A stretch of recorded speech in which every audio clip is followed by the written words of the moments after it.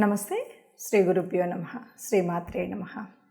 ఆదిత్యాయ చ సోమాయ మంగళాయ బుధాయ చ గురుశుక్రశనిభ్యే రాహవే కేతవే నమః. జూలై 13, 2024 నుండి ఆగస్ట్ 15 వరకు ఖగోళంలో ఓ ప్రత్యేకమైనటువంటి మార్పు కనిపిస్తుంది. ఈ మార్పు ఒక యోగం. ఆ యోగం ఏమిటి అంటే, కొన్నిసార్లు గ్రహాలు మనకు యోగించేవిగా, కొన్ని యోగించినవిగా ఉంటాయి.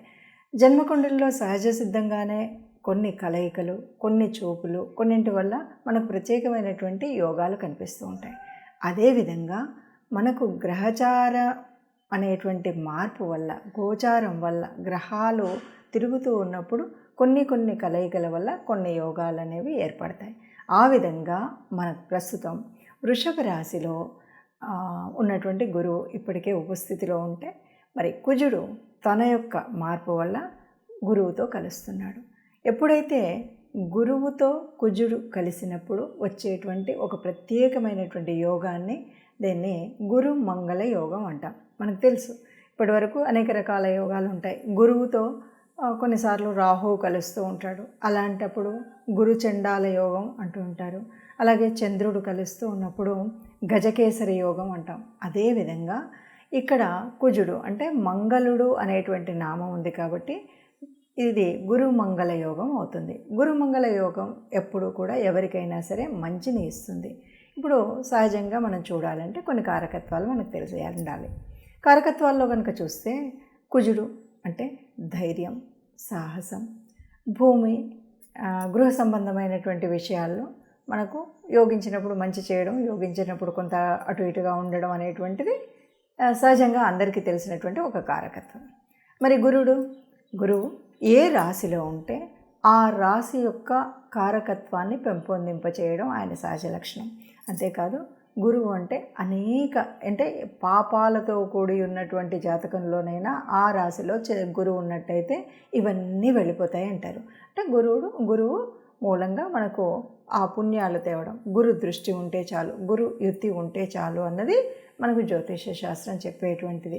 మరి అలాంటప్పుడు గురువుతో కుజుడు కలయడం వల్ల, ఆ కలయిక వల్ల ఇది గురు మంగళ యోగం అంటారు. ఈ గురు మంగళ యోగం వల్ల ఏమొస్తుంది అంటే, ఏ కుజుడికి ఉండేటువంటి సహజ లక్షణమైనటువంటి ధైర్యం, స్థైర్యం, ఏదైనా ఒక దీక్షతో చేయాలి, తప్పనిసరిగా పూర్తి చేయాలి అనేటువంటి భావన ఏదైతే ఉందో అది వ్యాప్తి చెందుతుంది. అలాగే గురువు అంటే తెలివితో చేసేటువంటి పని. గురువు అంటేనే గురుతత్వం అంతా కూడా ఒక మార్గదర్శనం చేయడం, తెలివిగా చేయడం, ఇవన్నీ ఉంటాయి. మరి ఇక్కడ కుజుడు అనగానే మనము కేవలం కుజుడు మంచి స్థానంలో ఉన్నాడు అంటే ధైర్యంతో, స్థైర్యంతో అన్నిసార్లు వెళుతూ ఉంటే ఒక్కొక్కసారి ఆలోచన రాహిత్యంగా చేసేటువంటి స్థితి కూడా ఉంటుంది. అది లేకుండా ఉండాలి అంటే తప్పనిసరిగా మనకి ఒక ఆలోచన, మార్గదర్శనం కలిగే విధంగా ఉండాలి. ఇప్పుడు గురుమంగళ యోగంలో ఆ రెండూ దొరుకుతాయన్నమాట. అందువల్ల ఈ గురుమంగళ యోగం వల్ల ప్రతి ఒక్కరికి అంటే ఖగోళంలో జరుగుతున్న మార్పు ఇది. కొంతమందికి సహజ సిద్ధంగానే జన్మకుండలిలో గురుమంగళ యోగం ఉంటుంది, వాళ్ళకి ఈ కాలం మరీ అనుకూలిస్తుంది. కొంతమందికి లేకపోయినప్పటికీ కూడా ఈ వచ్చేటువంటి స్థితి ఏదైతే ఉందో దాన్ని అనుకూలంగా చేసుకోవడం కోసం కొన్ని రెమెడీస్ చేసుకోవడం వల్ల, కొంత అనుకూల పరిస్థితిని మనం కల్పించుకోవడం వల్ల ఈ గురుమంగళ యోగం వల్ల వచ్చేటువంటి లాభాన్ని ప్రతి ఒక్కరూ పొందవచ్చు.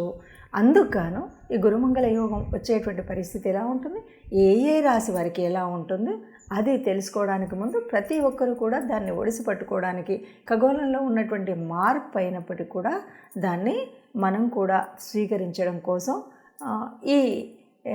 ఏ రకమైనటువంటి రెమెడీస్ చేయాలి ఏంటి అన్నది చూద్దాం. తదుపరి రాశి వృశ్చిక రాశి. వృశ్చిక రాశి వారికి ఎలా ఉంటుంది అంటే, వృశ్చిక రాశి యొక్క రాశ్యాధిపతి కుజుడు, మంగళుడు.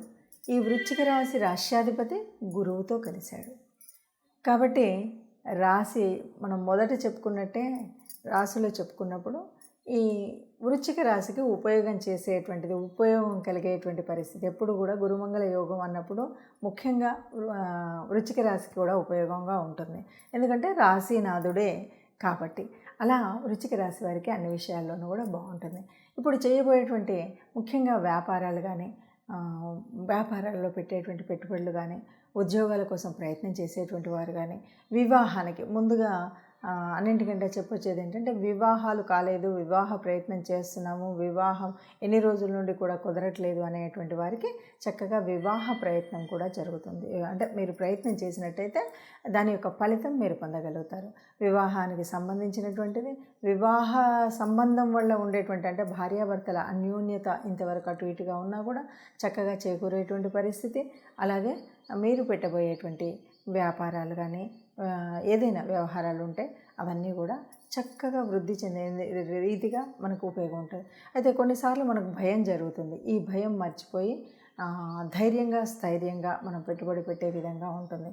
అంటే ఏ విషయంలోనైనా సరే కుజుడు దానికి ధైర్యం సహకరించడం. కొన్నిసార్లు కొన్ని పనులు కూడా భయపడుతూ ఇది చేయాలా వద్దా అని చాలా కాలంగా ఉంటున్నటువంటి పనుల్ని ఇప్పుడు ఏం పర్వాలేదు అనే ధైర్యాన్ని ఇచ్చేటువంటి ఆ స్థితి మూలంగా, దానికి సరి అయిన ఆలోచన ఇచ్చేటువంటి గురువు మూలంగా ఆ పనులన్నీ కూడా చేయడం, దానివల్ల లబ్ధి పొందడం అనేటువంటిది ఈ రాశి వారికి జరుగుతుంది. ఇప్పటివరకు మనం రాసుల్లో ఒక్కొక్క దాంట్లో ఎట్లా ఉంటుంది అని మనం అనుకున్నాం. ఇప్పుడు ఈ రాసుల్లో ముఖ్యంగా ఈ ఫలితాన్ని మనం ఖగోళంలో ఉన్నటువంటి పరిస్థితుల మార్పును మనం స్వీకరించాలి. నిజంగా ఎవరెవరికి ఇది లాభం అవుతుందంటే కొన్ని రాశులకు ప్రత్యేకించి బాగా లాభం అవుతుంది. ఎవరికి అంటే కుజుడి యొక్క స్వస్థానాలు. కుజుడి యొక్క స్వస్థానం అంటే మేషం, వృశ్చికం. అది కాదు అంటే వాటి యొక్క ఉచ్చస్థానాలు కూడా ఉపయోగపడతాయి. అంటే కర్కాటకం ఏదైతే ఉందో గురువుకి ఉచ్చస్థానం. అలాగే మకర రాశి ఉంది. మకర రాశి మరి కుజుడికి ఉచ్చస్థానం. ఈ స్థానాల్లో ఉన్నటువంటి వారికి ఒక రకంగా ఉపయోగపడేటువంటి స్థితే. మరి వీళ్ళకైనా మిగతా వాళ్ళకి లేదా అంటే తప్పనిసరిగా అందరూ దీన్ని ఉపయోగించుకోవాలంటే కొన్ని రకాల రెమెడీ చేయాలి. ఎందుకంటే గురు కృప ఉన్నట్టయితే చేసేటువంటి ఆలోచన సరిగ్గా ఉంటుంది. గురు కృప కలగాలి అంటే మనం తప్పనిసరిగా మనం చూస్తూ ఉంటాం. కొంతమంది ఏ రకమైన పనులనైనా చాలా అవలీలగా చేయగలుగుతామనే నమ్మకంతో ముందుకు వెళ్ళగలుగుతారు. కానీ కొన్నిసార్లు తప్పటడుగు వేయడం అనేటువంటిది జరుగుతుంది. కారణం అప్పుడు అంటూ ఉంటారు, తొందరపాటు వల్ల అయింది, కొద్దిగా ఆలోచించుంటే బాగుండేదని. ఆ ఆలోచన విధానం కావాలి అంటే తప్పనిసరిగా గురువు యొక్క ఆశీస్సులు ఉండాలి. మరి మనం ఏం చేయాలి ఇప్పుడున్న పరిస్థితులు? నిజంగా ఇప్పటికీ కూడా మీకు మార్గదర్శనం చేసేవాళ్ళు గురుతుల్యులు ఎవరైనా ఉంటే కూడా ఇప్పుడు ఈ కుజుడి యొక్క మార్పు సహజంగా మనకు 45 రోజుల వరకు ఉంటుంది. అంటే ఒక రాశి నుండి ఇంకొక రాశికి వెళ్ళడానికి 45 రోజులు. ఈ 45 రోజుల కాలం ఏదైతే ఇప్పుడు గురువుతో కలిసి ఉందో, గురువుతో యుతి ఉందో, ఈ కాలంలో తప్పనిసరిగా గురుస్తుతి ఎవరికి చేయాలి అంటే మీకు సహజ సిద్ధంగానే ఉన్నటువంటి మీ గురువులు ఎవరైనా ఉంటే గురువుగారిని వారి యొక్క ఆశీర్వచనం తీసుకోవడం కోసం వెళ్ళడం, వారికి పళ్ళు ఫలాలు తీసుకువెళ్ళడం ఇలాంటివి ఒకటి. లేదు గురుతుల్యులైనటువంటి వారు ఎవరైనా ఉంటే వారి దగ్గరికి వెళ్ళడం, అది రెండవది. ఇవి రెండు కాదు అంటే తప్పనిసరిగా గురు తత్వం కలిగినటువంటి దేవతలు, దక్షిణామూర్తి మనందరికీ తెలిసినటువంటి వాళ్ళే, రాఘవేంద్ర స్వామి, ఇలాంటి గురుతుల్యుల యొక్క దేవతా స్వరూపాలు ఏవైతే ఉన్నాయో అంటే అనేక రకాలుగా మార్గదర్శనం చేసినటువంటి గురువులు, ఈ మార్గదర్శనం చేసినటువంటి ఆ దేవతలకి ఆ సమయంలో ముఖ్యంగా విశేషించి గురువారం రోజు మీరు ఆ దేవాలయానికి వెళ్ళడం. లేదు ఇవేవి నా వల్ల కాలేదు, నేను దేవాలయానికి వెళ్ళలేకపోయాను అంటే వీలైనప్పుడు ఈ 45 రోజుల్లో గోశాలకు వెళ్ళండి, గోగ్రాసం తినిపించండి.